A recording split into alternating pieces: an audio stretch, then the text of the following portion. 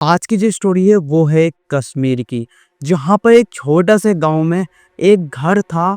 और उस घर में हर बार जब बर्फबारी होती थी तो उस घर का परिवार अचानक से रहस्यमयी तरीके से गायब हो जाता था। आखिरकार क्यों होता था गायब?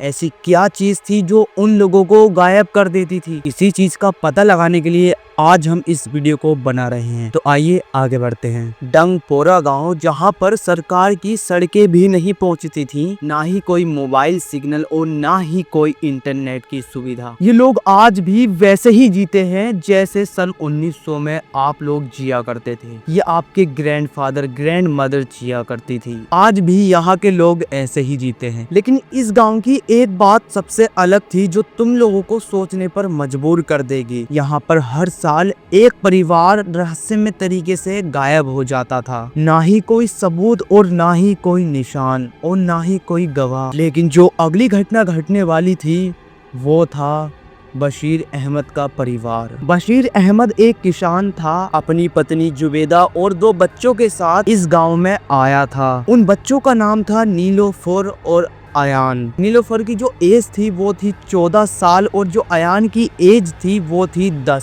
साल। डंगपुरा गांव के सबसे लास्ट में जाकर एक घर था जहां पर ये लोग रहने आए थे। एंड गाइस, आप लोग यकीन नहीं करोगे कि इस घर में जाने से पहले गांव वालों ने चेतावनी दी थी कि इस घर में मत जाओ और रहने का तो सोचना भी मत, क्योंकि जो पिछले 10 सालों से होता चला रहा है, इस घर में से अचानक से एक बर्फी तूफान की तरह सारे लोग गायब हो जाते हैं, वो भी रातों रात। लेकिन ये सब सुनकर बशीर ने हंस के टाल दिया कि ये सिर्फ किताबी बातें हैं और इन लोगों का वहम है। लेकिन यही बशीर की सबसे बड़ी गलती थी, वो भी अपनी जिंदगी की। आगे बशीर के साथ और बशीर की फैमिली के साथ क्या होगा वो तो मैं बताऊंगा ही।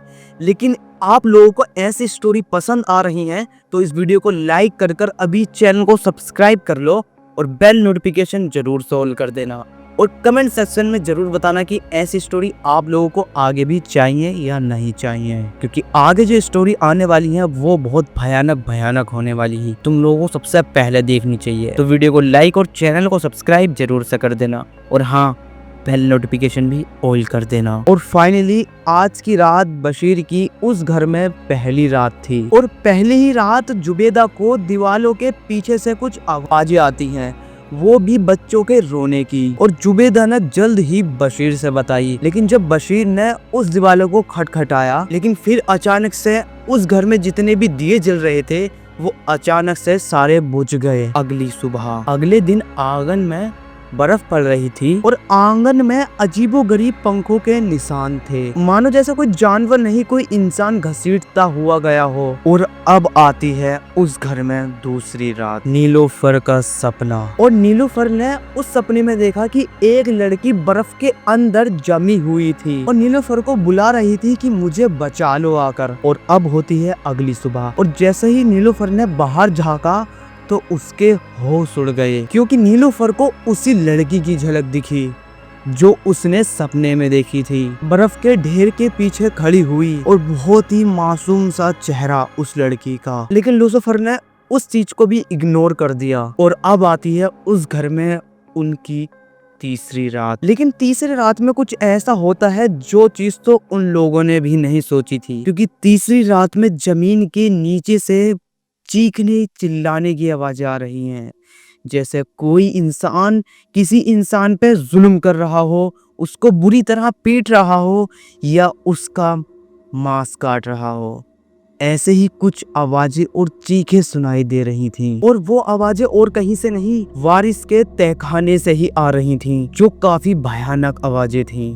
और उसे सुनकर बारिश के भी होश उड़ गए कि ये आवाजें आ कहां से रही हैं। लोहे के जंजीरों की खनक और बहुत ही भयानक रोती हुई आवाज। और जैसे ही बारिश उस तहखाने में गया तो उसे एक पुराना संदूक मिला। उस छोटे से संदूक में एक टूटी हुई गुड़िया थी और एक रहस्यमयी डायरी। और उस डायरी में कुछ ऐसा लिखा हुआ था जिसे पढ़ने के बाद तो बारिश के भी होश उड़ गए।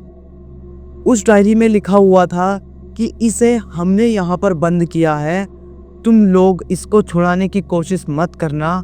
अगर ये छूट गई तो पूरा गांव सो जाएगा, वो भी हमेशा के लिए। एंड गाइस, अब आती है चौथी रात, जो काफी भयानक और काफी दर्दनाक है। आप लोग यकीन नहीं करोगे, उस हवेली के चारों तरफ अचानक से बर्फबारी शुरू हो गई। आप सपोज करो कि मौसम एकदम शांत है और अचानक से तुम्हारे घर के पास बर्फबारी होने लगे, तो आप कैसा फील करोगे। एंड गाइस, जो हवेली का कांच था वहां पर एक चेहरा अचानक से दिखाई देने लगा, जैसे मानो कि कोई परछाई हो या कोई आत्मा, या मतलब कुछ भी आप लोग मान सकते हो कि वहां पर एक चेहरा था जो काफी भयानक था, जिसे देखने के बाद बारिश के होश उड़ गए और वो जल्दी से उस कांच की तरफ गया। एंड गाइस, जैसे ही बारिश उस कांच की तरफ दौड़ा कि वो चीज क्या है देखने के लिए, वैसे ही जुबैदा की आवाज आई कि अयान कहीं गायब हो गया है। लेकिन जब ही नीलोफर चिल्लाता है कि वो उसे ले गई है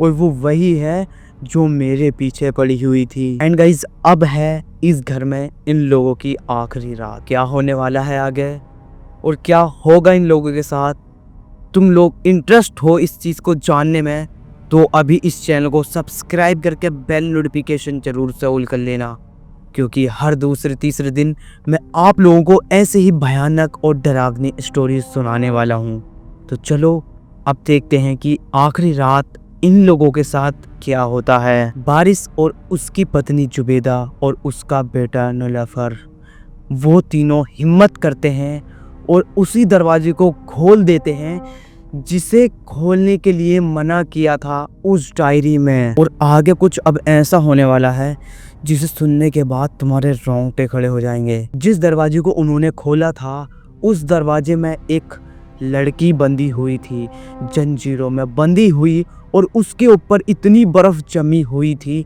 लेकिन जब भी वो जिंदा थी। वो जिंदा कैसे थी? इतनी बर्फ जमी होने के बाद भी वो आखिरकार जिंदा कैसे थी? आप लोग यकीन नहीं मानोगे, उसकी आंखों में से खून निकल रहा था और उसका शरीर आधे से ज्यादा बर्फ में ढका हुआ था। और जैसे ही बारिश अंदर जाता है, वो लड़की थोड़ी सी हलचल करती है।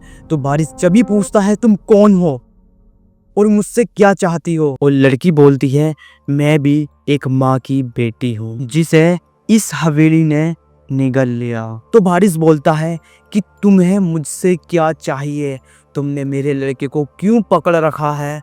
तो जब ये लड़की बोलती है मुझे कुछ नहीं चाहिए, मुझे सिर्फ बदला चाहिए, मैं चाहती हूँ कि तुम इस घर को बिल्कुल तबाह कर दो, खाक कर दो। और अब होने वाला है इस घर का भयानक अंत, एक ऐसा अंत जो तुम लोगों ने कभी जिंदगी में देखा भी नहीं होगा और ना ही कहीं सुना होगा। तो आइए, कैसे होया इसका भयानक अंत, जो इतना हॉन्टेड, इतना क्रीपी घर है, जो पूरी फैमिली को निगल जाता है। तो आइए बताता हूँ कैसे हुआ इस भयानक घर का अंत। लेकिन जब ही नीलोफर ने हामी भर दी कि हाँ मैं करूँगा तुम जो भी बोलोगी, और अचानक से पूरी हवेली कांपने लगी, मानो कि जैसे कोई भूकंप आ गया हो। अचानक से जमीन फटने लगी और जमीन से अचानक से सैकड़ों साए बाहर आ गए। पुराने समय में गायब हुए वो बंदे आज अचानक से बाहर आ गए। और फिर अचानक से वारिस का परिवार उस घर से किसी तरह भाग निकला। लेकिन जब वारिस का परिवार और वारिस गांव की सीमा पार कर रहे थे, वैसे ही पीछे से हवेली ने चीख मारी जैसे उसको किसी ने जला दिया हो। एंड गाइस, जब अगले दिन गांव के लोग उस घर के पास आए तो वहां से घर गायब था। वहां पर सिर्फ एक टूटी हुई गुड़िया पड़ी थी। तो आप लोग अंदाजा लगा ही सकते हो कि आज भी जो उस घर में आत्माएं थी या वो हॉन्टेड घर था, वो आज भी उस गुड़िया में समा गया है। वो कहीं नहीं गया और ना ही कभी मर सकता है। तो ये कहानी तो थी एक परिवार की जो बच के निकल गया, एक हॉन्टेड क्रीपी, मतलब मान लो आपकी भूत बंगले में से निकल के बाहर आ गया। तो बस आज की स्टोरी को यहाँ पर ही ख़त्म करते हैं। एंड गाइस, आप लोगों को ऐसी स्टोरी और चाहिए तो कमेंट सेक्शन में ज़रूर बताना। और जिन लोगों ने सब्सक्राइब कर रखा है वो बेल नोटिफिकेशन जरूर ऑल कर देना और लाइक तो जरूर से कर देना। नई नई जगह को एक्सप्लोर करते हैं। जब तक के लिए बाय।